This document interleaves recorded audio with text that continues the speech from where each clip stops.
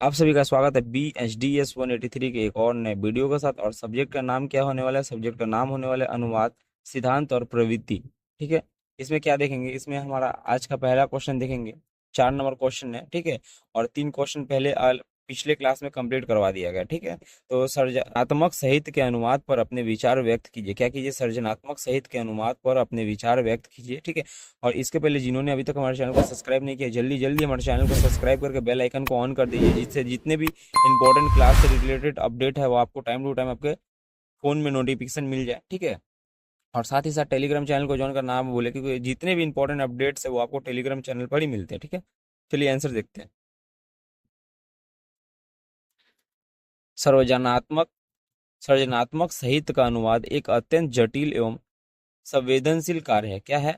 सृजनात्मक साहित्य का अनुवाद एवं एक सृजनात्मक साहित्य का अनुवाद एक अत्यंत जटिल एवं संवेदनशील कार्य है, क्योंकि इससे केवल शब्दों का रूपांतरण नहीं, बल्कि भावों, सांस्कृतिक संदर्भों, शैली और लक्ष्य का भी समुचित रूपांतरण आवश्यक होता है। ठीक है। मूल लेख की भावना, विचारधारा, शैली और रचनात्मकता को नई भाषा में उसी भाव के साथ प्रस्तुत करना अनुवाद की दक्षता पर निर्भर करता है। ठीक है। चलिए आगे देखते हैं। अनुवाद करते समय भाषिक अंतर, ध्यान से देखिएगा। क्या? अनुवाद करते समय भाषिक अंतर। और ये सभी जो क्वेश्चन है, ये सभी क्वेश्चन आपके रिपीटेड क्वेश्चन है।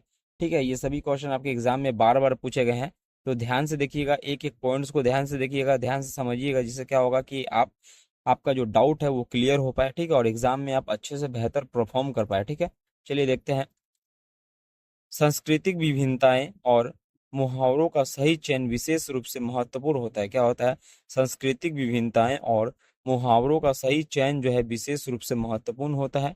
ठीक है। उदाहरण के लिए, किसी कविता की लक्ष्य, ध्वनि और भावनात्मक गहराई को ज्यों का त्यों दूसरी भाषा में प्रस्तुत करना बेहद चुनौतीपूर्ण हो सकता है। मतलब समझ पा रहे आप क्या बोल रहे हैं?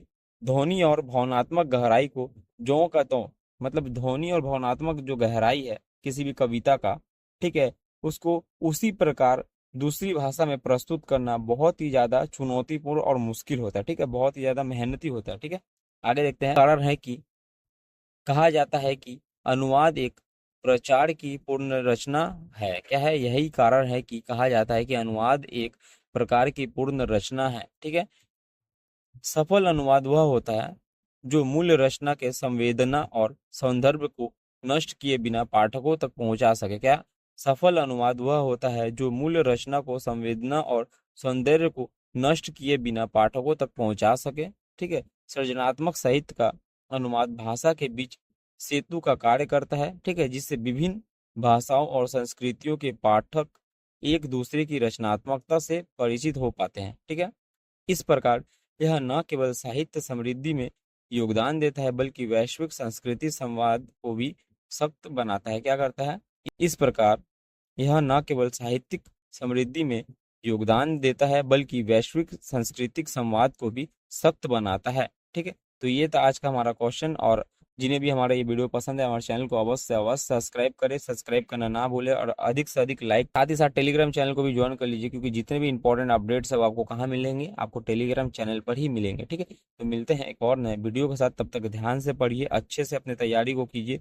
2 दिन या 3 दिन में आप लोगों का एग्जाम है, तो जल्दी जल्दी फटाफट अपने तैयारी को कर लीजिए। अपने इस इन सभी वीडियोस को देख लीजिए। देखने के बाद क्या कीजिए? अच्छे से रिवाइज कीजिए। रिवाइज करने के बाद 1-2 बार लिख लीजिए। ठीक है। आप लोगों का डाउट क्लियर हो जाएगा। इससे क्या होगा? आप आराम से एग्जाम दे पाएंगे। ठीक है। किसी तरह की कोई प्रॉब्लम नहीं होगी। सिर्फ रट्टा नहीं कीजिए, रट्टा मारने से क्या होगा? आप भूल जाएंगे। ठीक है। तो वीडियोस को अच्छे से समझिए, देखिए, उसके बाद लिखिए। लिखने के बाद आप क्या कीजिए? रिवाइज कीजिए। ठीक है। जिससे कि आपको आराम से समझ